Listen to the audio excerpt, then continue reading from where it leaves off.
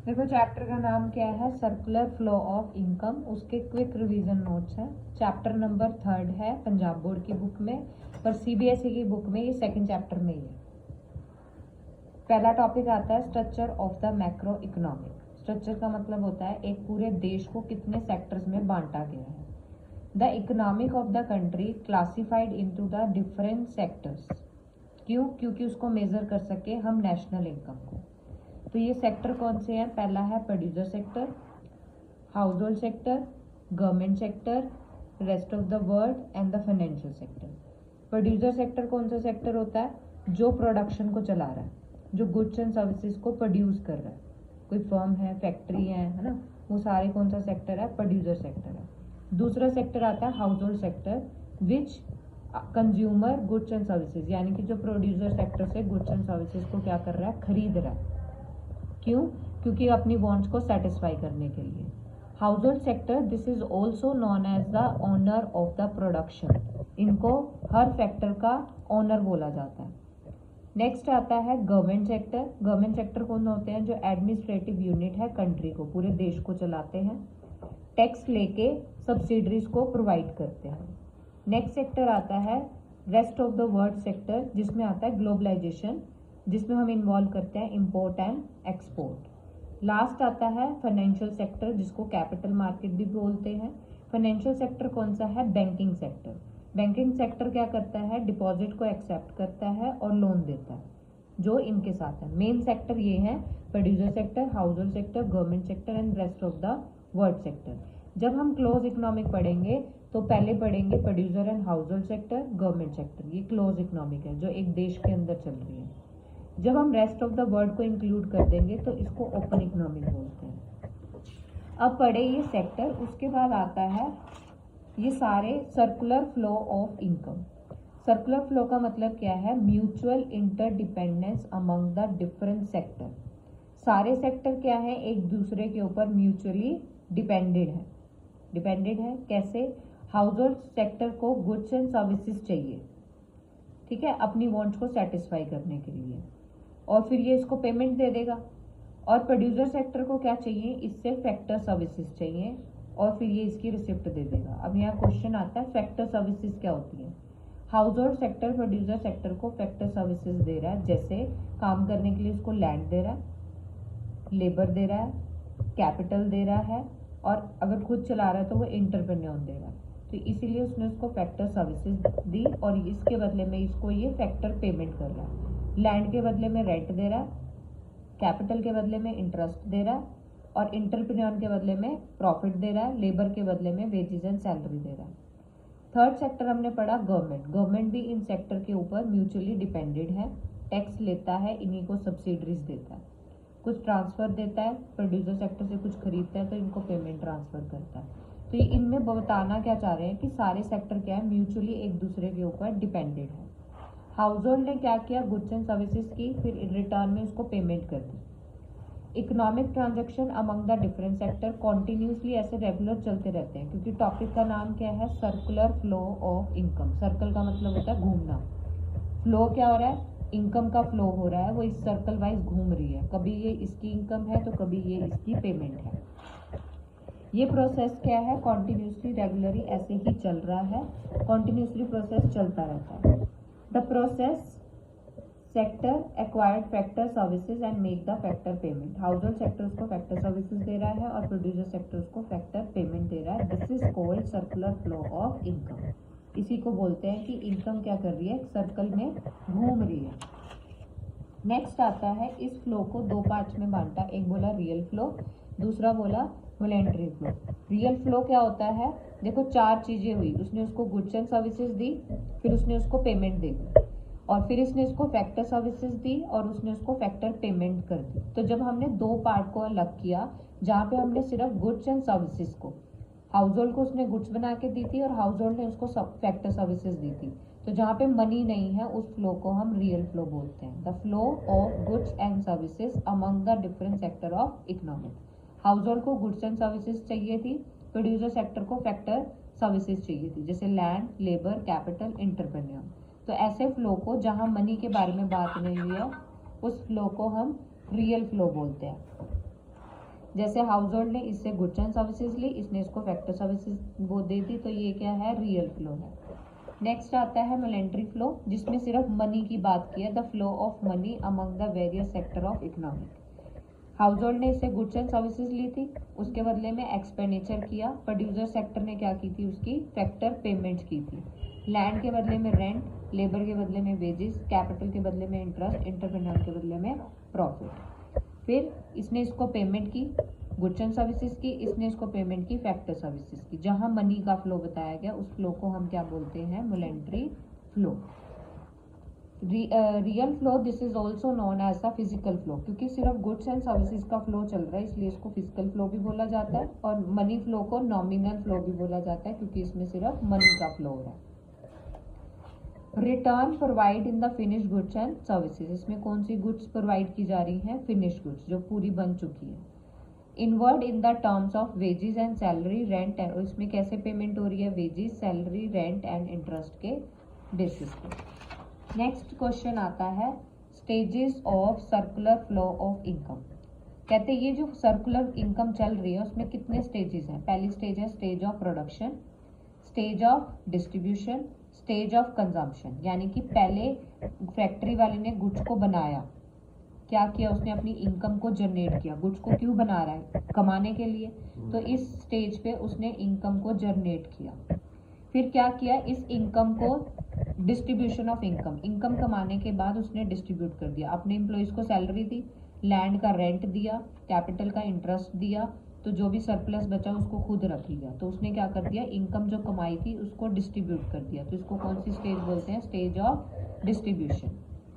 Next आता है income अब सबके हाथ में आ चुकी है, अब क्या करेंगे, उसको खर्च करेंगे। तो एक्सपेंडिचर की स्टेज आ चुकी है, जिसको हम बोलते हैं स्टेज ऑफ कंजम्पशन। जहाँ पे जो इनकम आई थी उस इनकम को हमने क्या कर दिया, स्पेंड कर दिया। तो पहला फेज था इनकम जनरेट करने का, दूसरा फेज था डिस्ट्रीब्यूशन ऑफ इनकम। इनकम आने के बाद हमने उसको क्या कर दिया, स्पेंड कर दिया। तो ये 3 फेजेस पे बोला गया। और ये जो स्टेजेस है, बिगनिंग स्टेज हम नहीं बोल सकते कौन सी है, ऐसे सर्कल वाइज चल रही है, एंडिंग कौन सा है, बिगनिंग कौन सा है, नहीं बता सकते। नेक्स्ट क्वेश्चन आता है leakage and injections of the circular. इसको डायग्राम से देखो, ये सर्कल चल रहा है, सर्कल ऐसे गोल गोल घूम रहा है। जब इस सर्कल से कुछ निकाला गया, इनकम निकाली गई, तो उसको बोलते हैं लीकेज होना, बाहर निकालनी, सर्कल से वो बाहर आ चुकी है। इंजेक्शन का मतलब होता है कोई चीज सर्कल में चल रही थी उसमें डालना, तो उसको क्या बोलते हैं, इंजेक्ट करना। तो ये इनफ्लो हो रहा है, यहाँ से सर्कल में से आउटफ्लो हो रहा है, तो इसको लीकेज बोलते हैं और इसको इंजेक्ट करते हैं। जैसे लीकेज क्या है, एक वीकनेस है जहां पे विड्रॉल चल रही है circular flow of income. Part of income, तुम्हारे पास कोई इनकम थी विच इज रिसीव, तुम्हारे हाथ में कोई इनकम आई थी but not spend on the expenditure. तुम्हारे हाथ में 1000 रुपये पहले तुम खर्च कर देते थे, 1000 रुपये आते थे, बट आपने इस बार सोचा 1000 में से सिर्फ 800 खर्च करेंगे, 200 रख लेंगे, सेव कर लिए। तो वो 200 सर्कल में जाने से रुक गया, तो वो क्या हुआ, लीकेज हुआ 200 से। ऐसे ही इंजेक्शन इससे ऑपोजिट है, ये स्ट्रेंथ देता है जो कि सर्कुलर फ्लो में इनकम, एडिशनल इनकम को डाल देता है। पहले 1000 रुपये तुम सर्कल में डाल रहे थे, अब तुमने 200 रुपये और कमाए, तो वो 200 रुपये अब कितने हो गए, 1200 सर्कल में जा रहे हैं। These are the form of that part of income which are rise from the circular flow of income. तुम्हारी इनकम बढ़ी और उसने फ्लो में भी क्यों इनकम को बढ़ा दिया।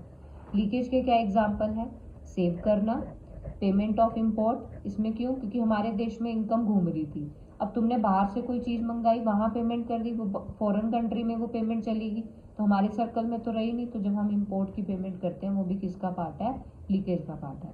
अब कोई सर्कल में चीज घूम रही थी, गवर्नमेंट को टैक्स दे दिया, ठीक है, तो वो सर्कल में आने की बजाय किसी और की पॉकेट में चले गए, तो वो भी क्या है, लीकेज का पार्ट है। इंजेक्शन का मतलब क्या है, इन्वेस्टमेंट करना, receipt from export, subsidiary, transfer payment. Market में इन्वेस्ट कर रहे हो, वो मार्केट में पैसा घूमेगा। एक्सपोर्ट की पेमेंट, फॉरेन कंट्री से पैसा हमारे सर्कल में आ रहा है, गवर्नमेंट सब्सिडरी दे रही है, वो भी सर्कल में आएगा। ट्रांसफर पेमेंट, फॉरेन कंट्री से कोई पेमेंट आ रही है उसको ट्रांसफर पेमेंट बोलते हैं, वो भी किसका पार्ट है, इंजेक्ट। तो जो भी सर्कल के अंदर आ रही है इनकम उसको सर्कल इंजेक्शन बोलते हैं, जो बाहर जा रही है उसको लीकेज बोलते हैं। उसके बाद आता है different model of the circular flow of income. 3 model है, 2 sector model, 3 sector model, 4 sector model. जो सीबीएसई का सिलेबस है वो 2 सेक्टर मॉडल तक है, पंजाब बोर्ड का ये 4 सेक्टर मॉडल तक है। 2 सेक्टर मॉडल कौन सा है? एक सिंपल 2 सेक्टर है, एक सिंपल के साथ साथ फाइनेंशियल सेक्टर भी है। थर्ड में कौन कौन से सेक्टर है? House hold sector, producer sector और गवर्नमेंट सेक्टर। फोर्थ सेक्टर में कौन से सेक्टर है? हाउस होल्ड, गवर्नमेंट, प्रोड्यूसर और रेस्ट ऑफ द वर्ल्ड। तो जब हमने 3 सेक्टर लिया जो विद इन कंट्री है उसको क्लोज इकोनॉमिक बोलते हैं, जहाँ पे कोई भी नो एक्सपोर्ट ना ही इम्पोर्ट है ना ही कोई सेविंग है। हाउस होल्ड सेक्टर किसके ऊपर डिपेंड है? डोमेस्टिक प्रोडक्शन के ऊपर डिपेंड है, वो फॉरेन से कुछ नहीं मंगा रहा। ना ही गवर्नमेंट सेक्टर है 2 सेक्टर मॉडल में। इसमें 3 सेक्टर मॉडल भी क्लोज इकोनॉमिक का ही पार्ट है, बस इसमें गवर्नमेंट आ जाती है जो एक इम्पॉर्टेंट रोल प्ले करती है। 4 सेक्टर में कौन आ जाता है? रेस्ट ऑफ द वर्ल्ड को इंक्लूड किया जाता है, जिसको हम एक्सटर्नल सेक्टर भी बोलते हैं, यानी कि हमारी कंट्री किसकी तरफ शिफ्ट हो रही है? ग्लोबलाइजेशन की तरफ। अब 2 सेक्टर मॉडल का ग्राफ देखें। हाउस होल्ड सेक्टर ने क्या लिया इससे? गुड्स एंड सर्विसेज इससे ली है, इसके बदले में इसने इसको पेमेंट दी, इसने इसको फैक्टर सर्विसेज दी थी और इसने इसको फैक्टर पेमेंट दे दी। तो ये था 2 सेक्टर मॉडल। फिर अगर इसको एक्सप्लेन करना है तो नंबर्स में करना है। नंबर 1 हाउस होल्ड सेक्टर ने इससे गुड्स खरीदी, नंबर 2 इसको एक्सपेंडिचर किया, नंबर 3 इसने इसको फैक्टर सर्विसेज दी और इसने इसको फैक्टर पेमेंट्स दी। इसको डिटेल में बताना है। 2 sector model with the financial sector में क्या आ जाएगा? वही सेम रहेगा, बीच में फाइनेंशियल सेक्टर यानी कि बैंकिंग सेक्टर आ जाएगा। बैंकिंग सेक्टर क्या करता है? हाउस होल्ड से भी सेविंग लेता है, प्रोड्यूसर सेक्टर से भी सेविंग लेता है, इसको भी लोन देता है हाउस होल्ड सेक्टर को और प्रोड्यूसर सेक्टर को भी लोन लेता है। बाकी वो यहाँ से सेम रहेगा, इसको भी पॉइंट्स में एक्सप्लेन करना है। अगला सेक्टर आता है 3 सेक्टर मॉडल, जिसमें कौन सा सेक्टर आ गया? यहाँ पे ये चीज सेम है, house hold sector, financial sector and producer sector. अब यहाँ पे only monetary flow has been included in this model, तो ज्यादा लाइनें लगाएंगे तो ज्यादा मैसी सा हो जाएगा। तो अब क्या किया? सिर्फ मॉनेटरी फ्लो बताना है। इसने इसको खर्चा दिया गुड्स एंड सर्विसेज के बदले में और इसने इसको क्या कर दी? फैक्टर पेमेंट्स कर दी। अब गवर्नमेंट का क्या रोल है? गवर्नमेंट क्या टैक्स लेती है हाउस होल्ड से भी, इसको भी कुछ ट्रांसफर पेमेंट करती है। अगर हाउस होल्ड वाला इससे कुछ कहीं जॉब कर रहा है, गवर्नमेंट जॉब कर रहा है, तो इसको पेमेंट करेगी इसकी सर्विसेज के बदले में।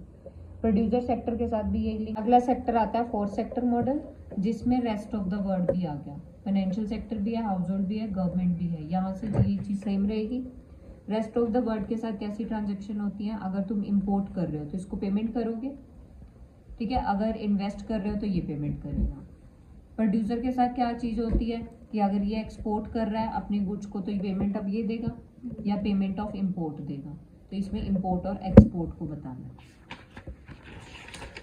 नेक्स्ट आता है importance of the circular flow of income. हमें ये सर्कुलर फ्लो पढ़ के हमें क्या इंपॉर्टेंस, क्या चीज मिलती है? तो कहते हैं knowledge about the structure of the economic. हमारे स्ट्रक्चर का पता चलता है। सेक्टर लिखोगे कि हमें हाउस होल्ड, प्रोड्यूसर सेक्टर की उसके बारे में नॉलेज मिलती है। नेक्स्ट आता है explanation of interdependence among the different sector. कहते हैं इसको पढ़ के हमें ये पता चलता है सारे सेक्टर क्या है, एक दूसरे के ऊपर इंटरडिपेंडेंट है, ठीक है। हर कोई अधूरा है। प्रोड्यूसर सेक्टर हाउस होल्ड के लिए डिपेंडेंट है और प्रोड्यूसर वाला हाउस होल्ड के, दोनों सारे सेक्टर के एक दूसरे के ऊपर डिपेंडेंट है। नेक्स्ट आता है helpful in the estimate of national income. हमें सारे सेक्टर की इनकम पता चलेगी, वो खर्चा कर रहा है, वो पेमेंट कर रहा है, तो नेशनल इनकम नेक्स्ट चैप्टर है, उसका एस्टिमेट लगाने में हमारी मदद मिलती है। Knowledge about the functioning of economy, कि एक देश में किस तरह की फंक्शनिंग हो रही है, कि वो ग्लोबलाइजेशन है, क्लोज इकोनॉमिक है, तो वो सारी नॉलेज हमें मिलती है। Knowledge about the contraction and extension of the income process. Income बढ़ रही है तो एक्सटेंशन हो रही है, कम हो रही है तो कॉन्ट्रैक्शन हो रही है, जिसमें लीकेज और इंजेक्शन का पॉइंट आता है। Knowledge about the state related to the income, हमारे इनकम के रिलेटेड स्टेटस का पता चलता है, इनकम बढ़ रही है, कम हो रही है, उसका सारी नॉलेज मिलती है। अब इसके आते हैं important question. What is the circular flow of income? लिख सकते हैं। What do you understand by the real flow, जिसमें सिर्फ गुड्स एंड सर्विसेज का फ्लो था। Explain the real flow in the 2 sector, इसमें डायग्राम बनेगा with the help of diagram.